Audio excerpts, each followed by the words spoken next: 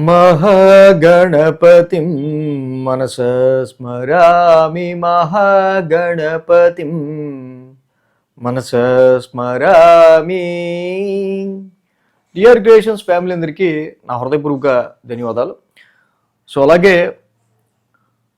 ఈ వారం 30వ తారీఖు నుంచి సెప్టెంబర్ 5వ తారీఖు వరకు కూడా ద్వాదశ రాశుల వారికి సంబంధించి రాశి ఫలాలు ఏ విధంగా ఉండబోతున్నాయని చూద్దాం. ఈ వారం మేజర్ ట్రాన్సిటల్ చేంజ్ విషయానికి వస్తే శుక్రుని యొక్క స్థాన మార్పు మనం గమనించవచ్చు. కన్యారాశి అయిన నీచ రాశిలోంచి శుక్రుడు తులారాశిలోకి మారుతూ ఉన్నారు. సో శుక్రుడి యొక్క ఈ మార్పు చక్కగా ఇది చాలా వెరీ వెరీ ఫేవరబుల్ అని చెప్పుకోవాలి. ఎందుకంటే శుక్రుడు స్వక్షేత్రమైన తులారాశి ఆయన ఓన్ హౌస్లోకి మారుతూ ఉండటం ముఖ్యంగా. సో ఏదైతే శని కుజుల యొక్క వీక్షణ శుక్రుడి మీద ఉండి చాలా ప్రెషర్ ఫీల్ అయ్యాడు యాక్చువల్గా శుక్రుడు. శుక్రుడి యొక్క స్వక్షేత్ర సంచారం ఇప్పుడు కొంత మనకు రిలీఫ్నిచ్చే ఆస్కారాలు ఉన్నాయి. అలాగే ఇక్కడ ప్లానటరీ ట్రాన్సిట్ చూస్తే కనుక కుజుడు మిథున రాశిలో గోచారంలో ఉన్నారు, గురుడు ఉచ్చస్థితిలో కర్కాటకంలో గోచారంలో ఉన్నారు, రవి బుధ కేతువులు సింహరాశిలో గోచారంలో ఉన్నారు, శుక్రుడు తులారాశిలో, రాహువు కుంభరాశిలో, ఇక శని వక్రించి మీనరాశిలో సంచారంలో ఉంటూ ఉన్నారు. చంద్రుని యొక్క గమనం కూడా మనం చూసినట్టుదే కనుక ఇక్కడ మీనం, మేషం, వృషభం మీదుగా చంద్రుని యొక్క సంచారం కూడా కనిపిస్తుంది. సో ఈ విధమైన ప్లానటరీ పొజిషన్ అండ్ చంద్ర గమనం ఆధారంగా ద్వాదశ రాశుల వారికి సంబంధించి రాశి ఫలాలు ఏ విధంగా ఉండబోతుందనేది చూద్దాం.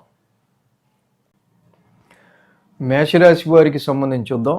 మేషరాశి వారికి చూస్తే కనుక ఈ రాశికి తృతీయంలో కుజుడు, లాభంలో రాహు రెండు గ్రహాలు అనుకూలిస్తూ ఉన్నాయి. పరాక్రమ స్థానంలో కుజుడి యొక్క సంచారం ఏదైతుందో ఇది అద్భుతమైన సంచారంగా చెప్పచ్చు. ఎందుకంటే రాశ్యాధిపతి తృతీయ స్థాన సంచారంలో ఉండటం. సో ఇక్కడ చాలా వరకు కూడా పరాక్రమ స్థానంగా చెప్పుకునే ఈ స్థానంలో కుజుడు మార్క్స్ ఇస్తే warrior is a fighter. So రాశ్యాధిపతి ఈ స్థానంలో ఉండటం వల్ల అనుకున్నది దక్కించుకోవటానికి సంబంధించి చాలా దానికి తగినంత విల్ పవర్ మీ దగ్గర ఉండే ఆస్కారాలు చాలా ఎక్కువగా మనకి కనిపిస్తూ ఉన్నాయి. సో అలాగే రాహు యొక్క లాభస్థాన సంచారం కూడా చెప్తున్నా ఎప్పటి నుంచో ఏలినాడ్సి నడుస్తున్నారు వాళ్ళ మేషరాశి వాళ్ళకి లాభస్థిత రాహు అత్యంత పాజిటివ్ రిజల్ట్స్ని ఈ రాశి వాళ్ళకి మనకి అందిస్తున్నారు. సో అదేవిధంగా మనం ఇక్కడ చూసినట్టయితే కనుక మేజర్గా పంచమ స్థానంలో ముఖ్యంగా రవి బుధ కేతువుల యొక్క సంచారం అనేది జరుగుతుంది.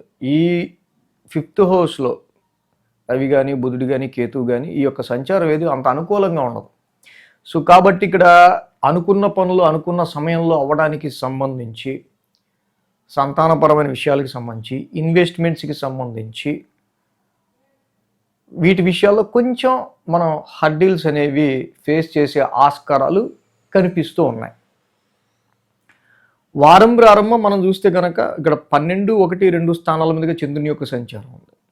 సో కాబట్టి మంగళ బుధ 2 రోజులు కూడా ఇక్కడ చంద్రుని యొక్క సంచారం అనుకూలంగా ఉంది.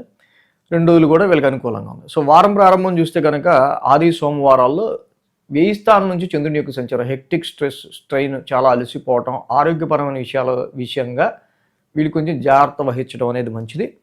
సో ఎక్కువగా ఇక్కడ ఈ రాశి వాళ్ళకి సంబంధించి డొమెస్టికల్ ప్రెషర్ అనేది, గృహపరమైన విషయాల రీత్యా ప్రెషర్ అనేది కొంచెం ఎక్కువ ఉండే ఆస్కారాలు ఆది సోమవారాలు ఎక్కువ కనిపిస్తుంది.